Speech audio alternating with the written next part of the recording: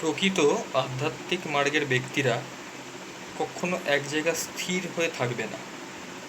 তারা সবসময় এদিক ওদিক, অর্থাৎ যে কোনো ধর্মীয় স্থানে, আধ্যাত্মিক স্থানে, নিরিবিলিতে, নির্জনে তারা ঘুরে বেড়াবে। বিভিন্ন শক্তিপীঠ, বিভিন্ন তন্ত্রপীঠ, বিভিন্ন শৈবতীর্থ, বিভিন্ন আধ্যাত্মিক ক্ষেত্র থেকে তারা বিভিন্ন সময় বিভিন্ন ভাইব্রেশন, ঊর্জা তারা সংগ্রহ করে, নিজের মধ্যে সঞ্চারিত করে। তারা কখনো এক জায়গায় স্থির হয়ে থাকবে না। তাদের যদিও বা নিজস্ব গৃহমন্দির থাকে, সেখানে তারা অধিকাংশ সময় থাকলেও তারা কিন্তু বিভিন্ন তীর্থস্থানে তারা ঘুরে বেড়াবে। এটাই কিন্তু প্রকৃত আধ্যাত্মিক ব্যক্তি, প্রকৃত আধ্যাত্মিক সাধক, আধ্যাত্মিক জ্ঞান মার্গের মানুষের কিছু বৈশিষ্ট্য।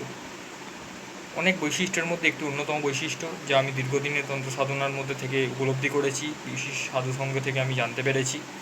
এটাও একটা তাদের দৃষ্টান্ত। তারা কোনোদিন এক জায়গায় স্থির হয়ে থাকবে না, তারা এদিক ওদিক ঘুরবে।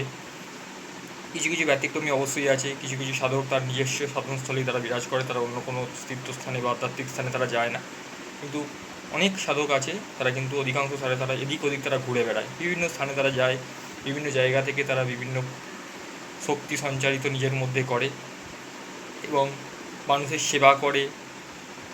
বিভিন্ন জায়গায় তারা মানুষের সেবা করে, সমাজের সেবা করে। এটাই কিন্তু প্রকৃত মুক্ত পুরুষ, অর্থাৎ আধ্যাত্মিক পুরুষের লক্ষণ। এবং যারা আধ্যাত্মিক পুরুষ, মুক্ত পুরুষ, সাধকের সেবা করে, যে সকল ভক্ত শিষ্য, অপামর জনতা, তারা কিন্তু প্রকৃতপক্ষে ঈশ্বরেরই সেবা করে। এটা তোমরা কিন্তু মাথায় রাখবে।